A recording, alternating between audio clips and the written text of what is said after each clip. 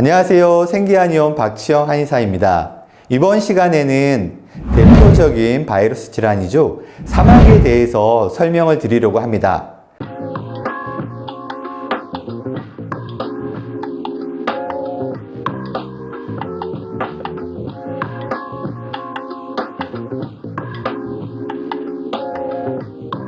사마귀는 HPV 바이러스라고 하는 인유두종 바이러스의 감염에 의해서 발생하게 됩니다.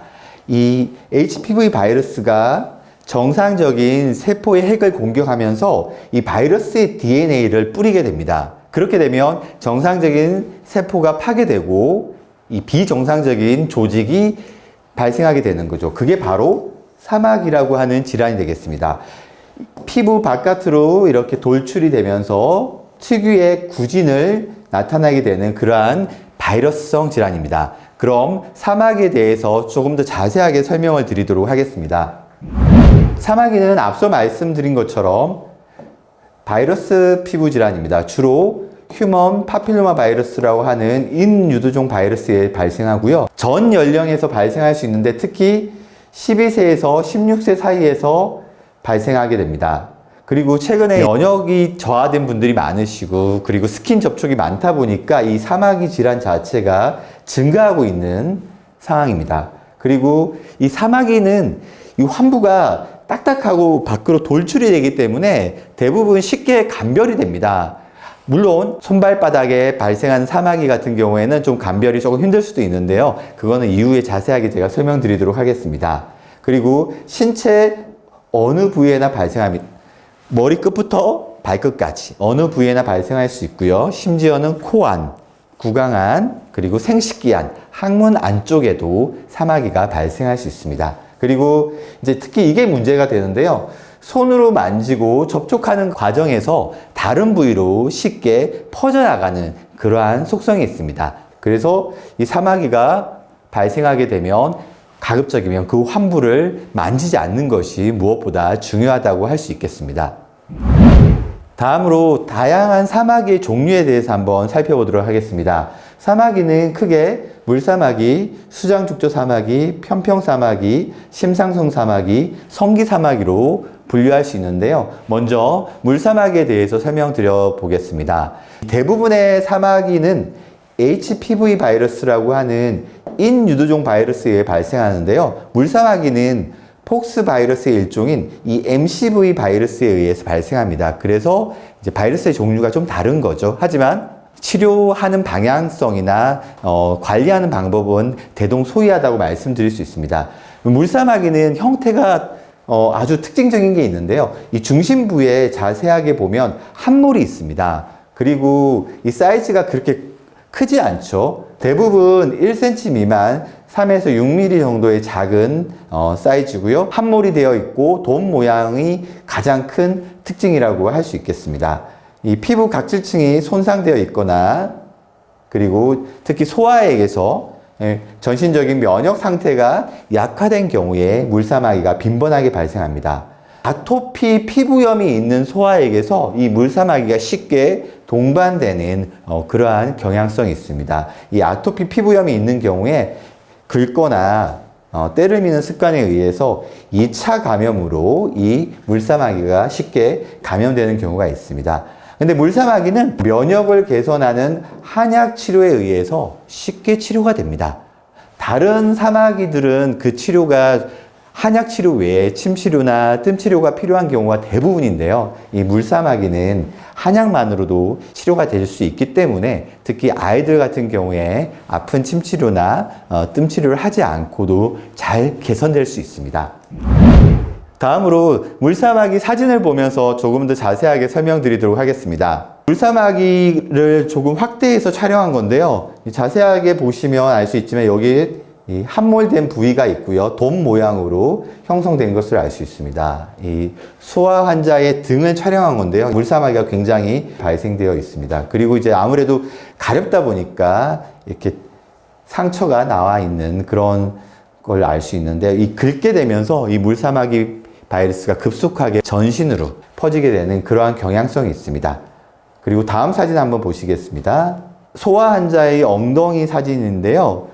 이 아토피 피부염이 발생되어 있는 것을 볼 수 있으시죠? 아토피가 있으면 아무래도 가려워서 긁게 되다 보니까 이렇게 물사마귀가 다발성으로 발생되어 있는 것을 알 수 있습니다. 이 아토피의 2차 감염으로 이 물사마귀가 발생되는 경우가 매우 빈번합니다. 하지만 앞서 말씀드린 것처럼 한약 치료를 통해서 워낙 잘 개선되기 때문에 크게 걱정할 것은 없다고 말씀드릴 수 있겠습니다.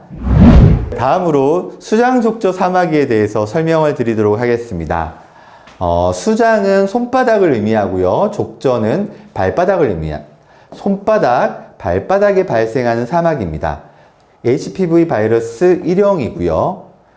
이 발바닥에 발생한 경우에는 이 압박으로 인해서 통증이 발생할 수 있습니다. 그래서 일상생활에 있어서 불편함을 호소할 수 있는 그런 사마귀가 되겠고요. 발에 발생하는 티눈과의 감별이 무척 중요합니다.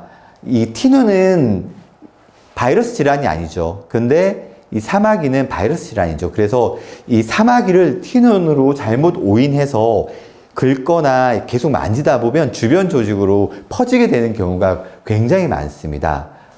그리고 이 사마귀와 티눈의 가장 중요한 감별점은 이 사마귀는 각질을 긁어내면 점상출혈이라고 하는 반응이 나타나는데요. 여기 보시면 점상출혈이 발생하는 것을 알 수 있습니다. 이렇게 각질을 조금 벗겼을 때 점상출혈이 발생한 것은 사마귀가 되겠습니다. 그리고 티눈의 전형적인 소견인데요. 사마귀와는 다르게 점상출혈 반응이 발생하지 않죠. 이 각질을 조금 긁어냈을 때 이 안쪽에 하얀색의 심지 같은 것들이 이렇게 보입니다. 이게 티눈의 전형적인 소견이고요. 점상출혈이 있느냐 없느냐를 가지고 족저 사마귀냐 티눈이냐 이렇게 감별할 수가 있겠습니다. 이 발가락에 발생한 족저 사마귀인데요. 이 하얗게 되어 있죠. 이 티눈 연고, 티눈 밴드를 사용해서 부식시킨 거예요. 사마귀가 아니라 티눈으로 생각하시고 그냥 임의로 약국에서 혼자 티눈 밴드와 티눈 연고를 구입해서 관리를 하시고 계셨어요. 근데 이제 점점 커지고 다른 발가락으로 번지다 보니까 이제 저희 한의원에 내원한 그런 케이스가 되겠습니다. 그래서 이 티눈과 족저 사마귀는 잘 감별하는 것이 무엇보다 중요합니다. 제가 앞서 말씀드렸지만 이 점상출혈의 유무를 통해서 티눈과 족저 사마귀를 구분한다는 것을 다시 한번 강조드리고 싶습니다. 발바닥에 발생한 족저 사마귀인데요. 지금 두 군데 발생되어 있죠. 근데 사이즈가 꽤 큽니다. 왜 이렇게 커졌냐면 계속해서 이 사마귀를 긁어낸 거예요. 특히 이제 유튜브 같은 데 보면 다양한 도구를 이용해서 뭐 송곳이나 벤치 같은 걸 이용해서 사마귀를 뽑아내는 그런 이제 충격적인 장면들을 심심치 않게 볼 수 있는데요. 절대로 그렇게 해서는 안 되겠습니다. 그렇게 계속해서 자극을 주다 보면 이 사마귀가 굉장한 사이즈로 커지게 됩니다. 그리고 다음 사진 한번 보시겠습니다. 이 왼쪽 발바닥에 발생한 사마귀 사진인데요. 이 사마귀 개수가 굉장히 많죠. 예. 대충 봐도 10개 이상으로 굉장히 바이러스가 퍼져 있는 그런 상태입니다. 이분 같은 경우에는 꽤 오랜 시간 동안 이 사마귀를 방치 아닌 방치를 하신 거예요. 여기 보시면 이렇게 이 까만색으로 이렇게 되어 있는데 이 부위는 최근에 냉동 치료를 받은 그런 이제 부위입니다. 이 계속해서 냉동 치료를 받았지만 사마귀가 계속해서 이제 번지고 증식되어서 저희 이제 한의원에 내원하게 된 그런 케이스였는데요. 이렇게 좀 심해 보이고 굉장히 다발성으로 발생되어 있는 족저 사마귀도 한방 치료로 깨끗하게 나을 수 있습니다. 그래서 혹시 이 영상 보시면서 이 사마귀가 너무 심해서 자가 관리가 힘드신 분들은 빠르게 내원하셔서 치료를 받으시는 것을 추천드립니다. 다음으로는 편평사마귀에 대해서 설명드리도록 하겠습니다. 이 편평사마귀는 HPV 바이러스 30, 28, 49 유형이고요. 이 일반적인 크기가 1cm 미만으로 꽤 작죠. 그리고 살짝 융기되어 있는 거의 납작해요. 그래서 편평사마귀라고 이름이 붙여져 있는데 자세하게 보면 이 편평한 다각형 모양이 되어 있습니다. 색깔은 다양해요. 이 살색이나 붉은색, 옅은 갈색, 진한 갈색 점점 심해지게 되면 검은색으로도 가게 됩니다. 그래서 색깔만 봐도 이 사마귀가 얼마나 오래됐는지 그런 것들을 알 수가 있게 되는 거죠. 그리고 편평사마귀 같은 경우에는 얼굴하고 목에 주로 발생하기 때문에 미용적으로 굉장히 불편감을 호소하게 됩니다. 특히 이 눈 주변에 편평사마귀가 발생하는 경우가 굉장히 많은데요. 그러한 경우에는 화장을 하면 할수록 오히려 더 도드라지게 되죠. 특히 20, 30대 여성분들 같은 경우에는 이 편평사마귀가 무척 미용적으로 불편감을 초래하는 질환이라고 할 수 있겠습니다. 그리고 얼굴이나 목뿐만 아니라 등이나 배, 팔다리에도 발생할 수 있습니다.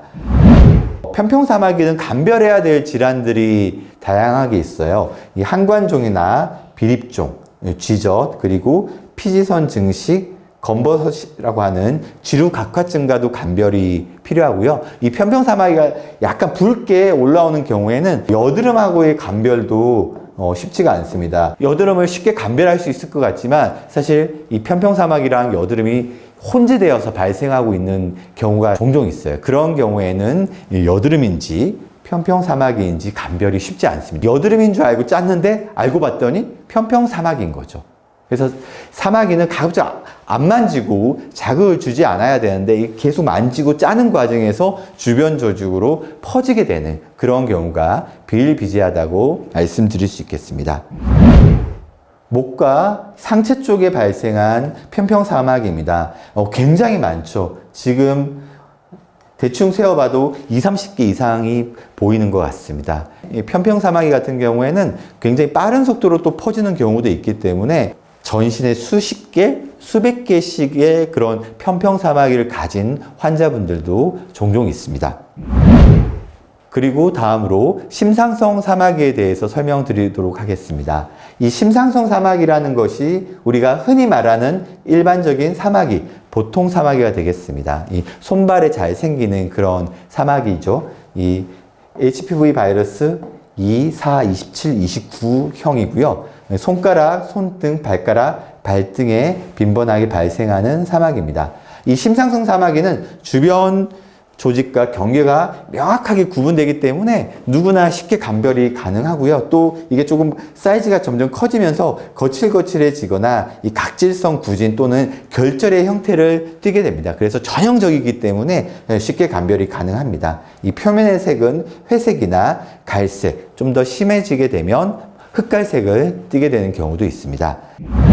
지금 보시는 사진은 엄지손가락에 발생한 심상성 사마귀입니다. 원래부터 이렇게 컸던 건 아니죠. 처음에는 이 손톱 주변에 작게 발생했는데 이걸 계속 뜯고 만지다 보니까 굉장히 사이즈가 커졌습니다. 이 정도 사마귀면 꽤 사이즈가 큰 편인데 물론 충분히 한의학적인 치료로 제거가 가능합니다. 성기사마귀에 대해서 설명드리도록 하겠습니다. 성기사마귀는 곤지름, 콘딜로마라는 이명이 있습니다. HPV 바이러스 6, 11, 16, 18형이고요. 잠복기가 있어요.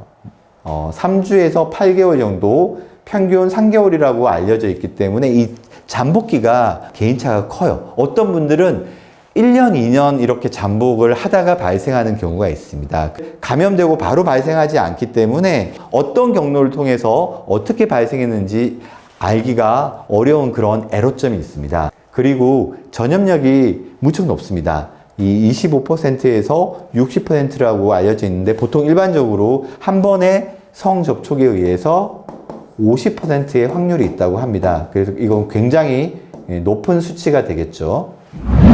성관계 시 직접적으로 침범받는 그런 부위에 발생하고요. 여성들의 경우에는 외원부나 음순 점막, 질 입구, 자궁 경부, 항문 주변에 발생하는데 내부에 발생하는 경우가 많기 때문에 특히 여성들의 경우에는 발생한 지 오랜 시간이 지난 이후에 이걸 발견하는 확률이 무척 높습니다. 그래서 정기적인 산부인과 검진을 통해서 빨리빨리 확인하는 것이 중요하다고 할 수 있겠습니다. 그리고 남성들의 경우에는 생식기, 고환 부위, 요도 부위에도 발생을 하게 됩니다.